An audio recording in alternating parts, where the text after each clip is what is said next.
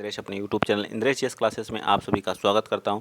दोस्तों आइए स्टार्ट करते हैं हम लोग आज जो है जीके जीएस की जो धमाकेदार तरीके से क्लास को, ठीक है, जिसमें हम लोग फुल लेंथ का क्या करते हैं, प्रैक्टिस सेट करते हैं। तो वीडियो को आप लोग क्या करेंगे, एक बार जम के शेयर कर दीजिएगा अपने दोस्त फ्रेंड मित्र यार सब में, ठीक है। तो चलिए स्टार्ट करते हैं आज का पहला क्वेश्चन। ठीक, बिहार शिक्षक भर्ती वालों के लिए तो बहुत ही महत्वपूर्ण है। सिंधु घाटी सभ्यता के किस स्थल से विशाल स्नानागार के अवशेष मिले हैं? तो बताइए कहाँ से मिले? हड़प्पा से, लोथल से, मोहनजोदड़ो से या कालीबंगा से? तो ये सारी चीज़ें हमारी कहाँ से मिली हैं? तो मोहनजोदड़ो से जो है विश्व घाट जो सिंधु घाटी सभ्यता के स्थल एवं विशाल स्नानागार के क्या मिले हैं? अवशेष मिले हैं, ठीक है। मिट्टी की जो है डांसिंग जो है नृत्य करती हुई मूर्ति भी हमें कहाँ से मिली है? मोहनजोदड़ो से ही मिली है, ठीक है। ये सारी चीज़ें हड़प्पा हड़प्पा हड़प्पा बताइए यहाँ पे ट्रिपल आर के क्या मिले? अवशेष मिले हैं, ठीक है, दफनाए गए, ठीक है। लोथल क्या है? यहाँ का जो गोदीवाड़ है, मतलब बंदरगाह है, ठीक है। कालीबंगा काली चूड़ियों के लिए जाना जाता है, ठीक है। ये भी सारी चीज़ें आपको याद होनी चाहिए। चलिए नेक्स्ट चलते हैं। क्वेश्चन नंबर आप बताएंगे 2। क्वेश्चन नंबर 2 आपका क्या कर रहा है? फास्ट हम लोग करेंगे, ठीक है। इंडिका नामक ग्रंथ की रचना किसने की थी? तो इंडिका नामक ग्रंथ की रचना किसने की थी? कालिदास ने, कौटिल्य ने, हरिसेन ने, मेगस्थनीज ने? किसने की थी बताइए? इंडिका नामक ग्रंथ की रचना किसने की थी? कालिदास, कौटिल्य, हरिसेन, मेगस्थनीज?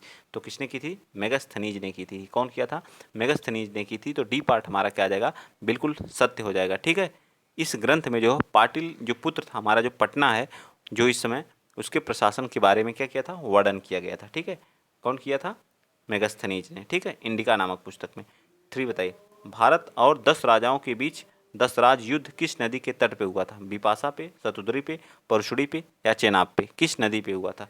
तो रावी नदी, जिसका नाम पुराना नाम क्या है? परशुड़ी है, ठीक है। परशुड़ी यानी रावी नदी के तट पे भरत और 10 राजाओं के बीच 10 राज युद्ध हुआ था, ठीक है। किस नदी पे? परशुड़ी नदी पे। देखिए थोड़ा सा घुमाने के लिए ऐसा बना दिया था, ठीक है। ठीक याद रहेगा नहीं? कहाँ पे हुआ था? परशुड़ी नदी पे, ठीक। चलिए रावी नदी भी याद रख सकते हैं। नेक्स्ट क्वेश्चन, क्वेश्चन नंबर आप बताएंगे 4 का। 563 ईसा पूर्व में गौतम बुद्ध का जन्म कहाँ पे हुआ था? कुंडलग्राम में, लुम्बिनी में, राजगृह में, कुशीनगर में? तो गौतम बुद्ध का जन्म जो हमारा कहाँ पे हुआ था? लुम्बिनी, जो हमारा कहाँ पे पड़ता है? वर्तमान में नेपाल में पड़ता है, ठीक है।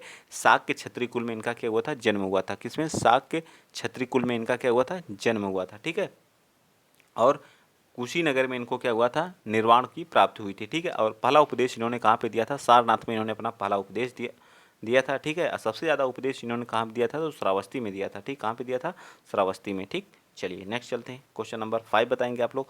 विक्रम संवत का आरंभ माना जाता है, जो विक्रम संवत है वह कब से स्टार्ट हुई थी? तो विक्रम संवत 57 ईस्वी पूर्व में या 57 ईस्वी में, या फिर जो है हमारी 70 ईसा पूर्व या 78 ईस्वी में? तो 57 ईसा पूर्व में क्या हुई थी? ये स्टार्ट हुई है, ठीक है। विक्रमादित्य द्वारा शकों को पराजित करने के उपलक्ष्य में जो है क्या है? विक्रम संवत को क्या किया था? स्टार्ट किया था, ठीक है। और 78 ईस्वी पूर्व में शक संवत स्टार्ट हुई थी। कौन सी? शक संवत स्टार्ट हुई थी, ठीक है, शक संवत, ठीक। चलिए नेक्स्ट चलते हैं। अगला क्वेश्चन, क्वेश्चन नंबर 6 बता दीजिए। कह रहा है कि गुप्त शासकों की शासकीय यानी कि राजकीय भाषा क्या थी? जो गुप्त शासक थे उनकी राजकीय भाषा क्या थी? तो बताइए उनकी जो क्या थी? संस्कृत थी। उनकी राजकीय भाषा क्या थी?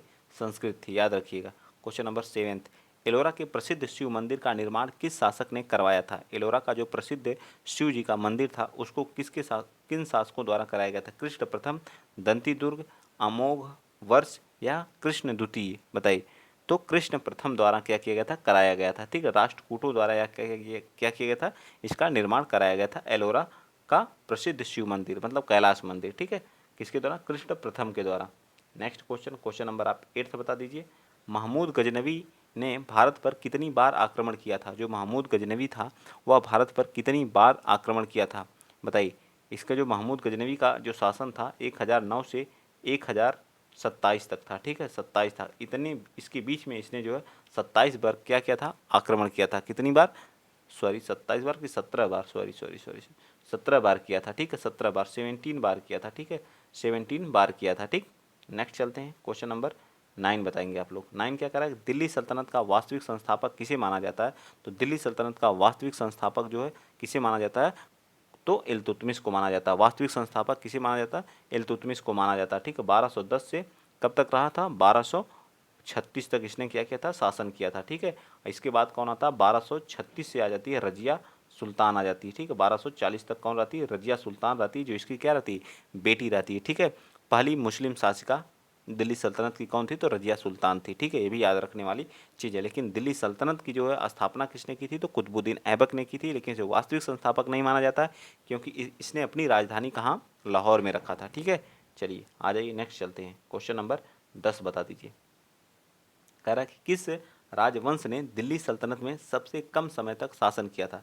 सबसे कम समय तक दिल्ली सल्तनत का कौन सा शासक था जो सबसे कम समय तक शासन किया था? तो हमारा खिलजी वंश सबसे कम समय तक, ठीक है। खिलजी वंश सबसे कम समय तक, ठीक है, सबसे कम समय तक। और जो तुगलक वंश था, तुगलक वंश सबसे ज़्यादा, तुगलक वंश सबसे ज़्यादा समय तक, तुगलक वंश सबसे ज़्यादा समय तक, ठीक है, ज़्यादा समय तक किया था, ये भी याद रखिएगा, ठीक है, ज़्यादा समय तक। तो इसका राइट आंसर क्या आ जाएगा? खिलजी वंश, यानी डी पार्ट हमारा बिल्कुल क्या आ जाएगा? सत्य आ जाएगा। यानी 30 वर्षों तक इसने शासन किया था। कितने? 30 वर्ष तक इसने किया था।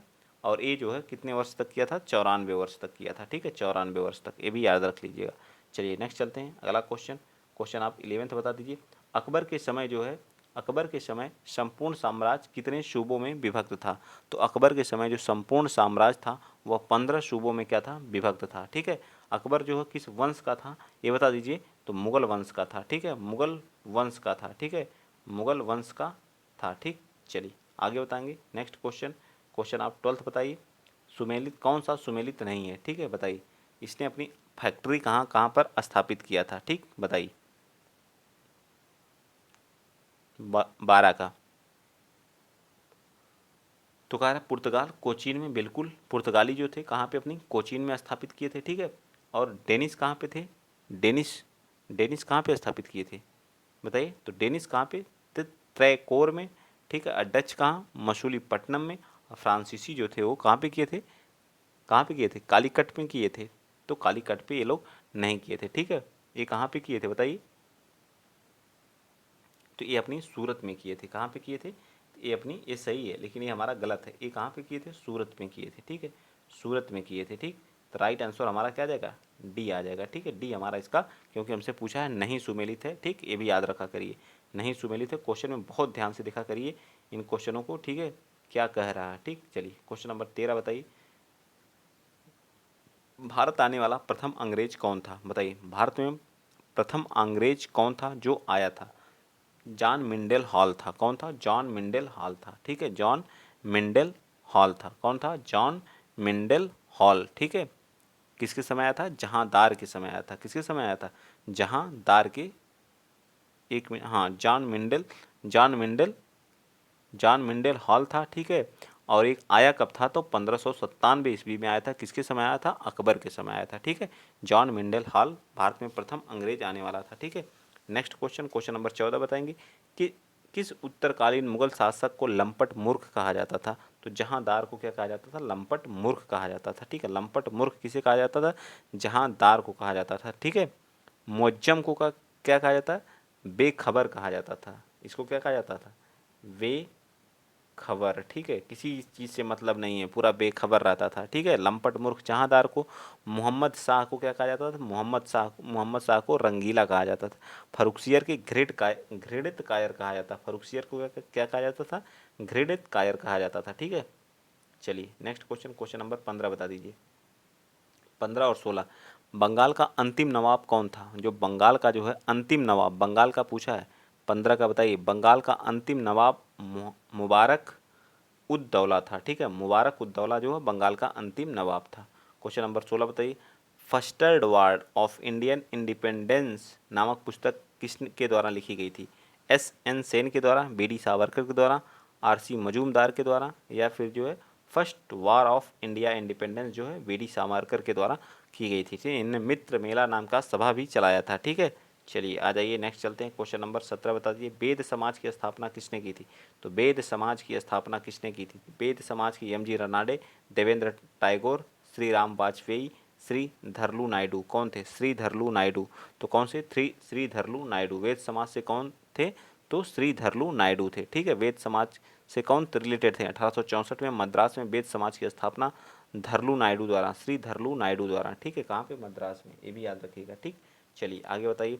पाइका विद्रोह किसके नेतृत्व में किया गया था बताइए। पाइका विद्रोह जो हुआ था बख्शी जगबंधु के, ठीक है, बख्शी जगबंधु के नेतृत्व में पाइका विद्रोह किया गया था। ठीक है, चलें आगे, चलिए नेक्स्ट चलते हैं। आइए बताइए क्वेश्चन नंबर 19 को क्या करना, कौन सा सुमेलित नहीं है देख लिया करिए। ठीक है, सुमेलित नहीं है, ठीक, फोकस किया करिए। बंगाल गजट, बंगाल गजट को कौन प्रकाशित किया था, तो जेम्स अगस्ट हिस्की ने, बिल्कुल सत्य है। ठीक है, सोम प्रकाश ईश्वरचंद्र विद्यासागर द्वारा। ठीक है, बंगदूत जो है राजा राम मोहन राय। तो उपर्युक्त में से कोई नहीं हमारा क्या हो जाएगा, राइट हो जाएगा। ठीक है, उपर्युक्त में से कोई नहीं हमारा क्या जाएगा, क्योंकि हमें पूछा कौन, यानी कि ये सभी क्या हैं, सुमेलित हैं। ठीक है, क्या है, सभी सुमेलित हैं। ठीक है, सभी क्या हैं, सुमेलित हैं। ठीक, चलिए आगे चलते हैं। नेक्स्ट क्वेश्चन नंबर कौन सा, 20 बता दीजिए। क्वेश्चन नंबर 20 बताइए क्या कह रहा है। क्वेश्चन नंबर 20 कह रहा है कि भारत में 3 विश्वविद्यालय कलकत्ता, मद्रास तथा बम्बई की स्थापना कब की गई थी। 1854 वुड डिस्पैच की घोषणा, रैले कमीशन, हंटर आयोग, या 1839 में। विश्वविद्यालय की बात कर रहा है। ठीक है, तो 1854 में जब वुड डिस्पैच आया था उसी समय हमारी क्या की गई थी, इन तीनों कॉलेजों की स्थापना की गई थी। 21 बताइए, भारत में न्यायिक सेवा का जनक किसे कहा जाता है, मतलब न्याय का जनक किसे कहा जाता है। कॉर्नवालिस को, वारेन हेस्टिंग को, या फिर जो है इम्पे को, या हेस्टिंग को, बताइए कौन सा। तो इसका राइट आंसर क्या आ जाएगा, वारेन हेस्टिंग को। ठीक है, वारेन हेस्टिंग को क्या कहते हैं, न्यायिक सेवा का जनक कहा जाता है। ठीक, आगे चलें, चलिए आ जाइए क्वेश्चन नंबर 22 बताइए। 22 23 दोनों बताइए। निम्नलिखित में से कौन सी घटना सबसे बाद में घटित हुई है। सिंध को अंग्रेजी साम्राज्य में मिलाना, प्रथम आंग्ल सिख युद्ध, तृतीय आंग्ल सिख युद्ध, बताइए कौन सी घटना इसमें सबसे बाद में घटित हुई है। तो यह जो सिंध वाला जो है, इसको कब, यह घटना कब हुई थी, तो 1843 में। ठीक, कब हुई थी, 1843 में। ये कब हुआ था, प्रथम आंग्ल सिख युद्ध कब हुआ था बताइए, 1845 से 46 के बीच। ठीक, और ये वाला कब हुआ था, आंग्ल वर्मा युद्ध कब हुआ था, 1856 में। ठीक है, 1856। विधवा पुनर्विवाह अधिनियम जो है ये भी 1855 और 56 में, सॉरी 85 और 86 में, 85 और 86 का समय है। तो सबसे बाद में कौन सी हुई थी, तो यही हमारा कौन सा हुआ था, बताइए इसका राइट आंसर क्या आ जाएगा। कह रहा है कौन सी घटना सबसे बाद में घटित हुई है, सॉरी सॉरी सॉरी, ये 56 में ये वाला हुआ ना, एक मिनट,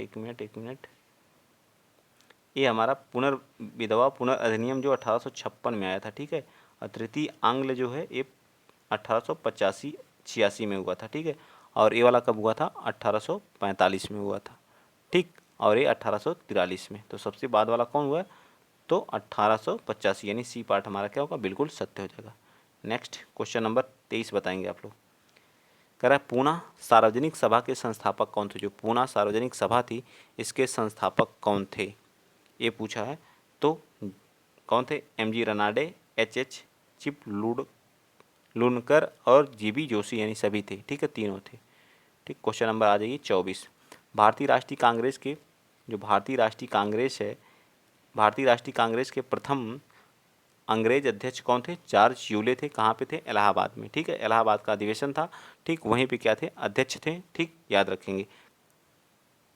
चले आगे, चलिए निम्नलिखित में से किस तिथि को बंगाल विभाजन की घोषणा की गई थी। 16 अक्टूबर 1905 को, 5 अक्टूबर 1900, 16 अगस्त 20 जुलाई 1905 को। तो 20 जुलाई 1905 को इसकी क्या आधिकारिक घोषणा की गई थी। ठीक है, और 16 अक्टूबर 1905 को पूर्ण रूप से इसका विभाजन कर दिया गया था, याद रखेंगे।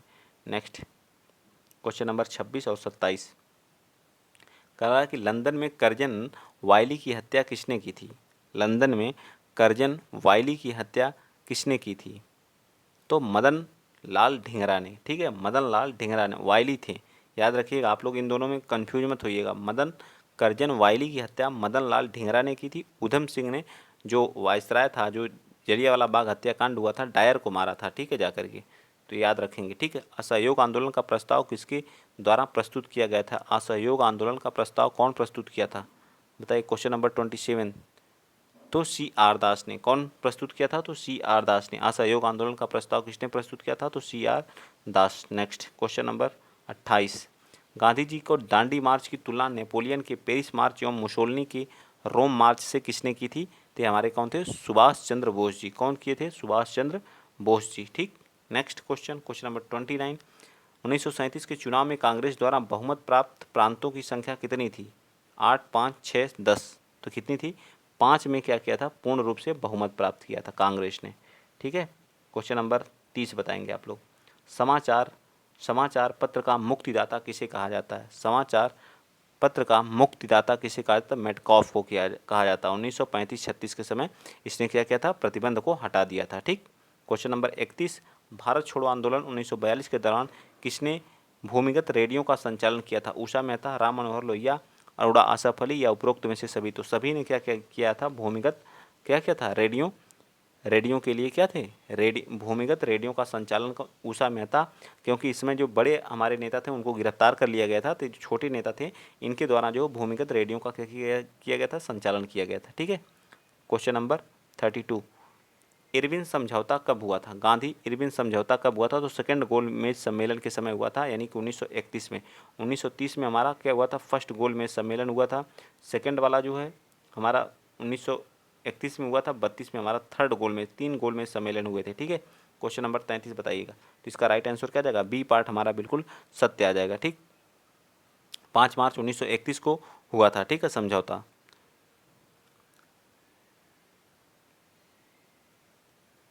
यह जो तेज बहादुर सप्रू एवं M.R. जयकर के द्वारा क्या किया गया था? समझौता संभव हो पाया था। ठीक है, दूसरे गोलमेज सम्मेलन में भाग लेने के लिए गांधी जी क्या हुए थे? राजी हुए थे।